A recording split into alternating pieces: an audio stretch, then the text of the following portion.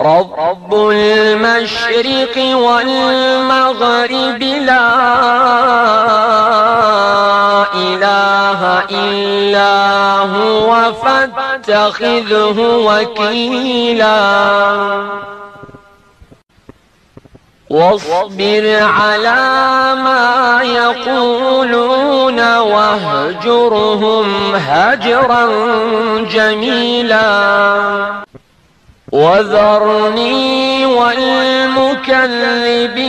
أولي النعمة ومهلهم قليلا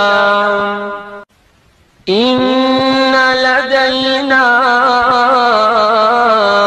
أنكالا وجحيما وطعاما ذا غصة وعذابا أليما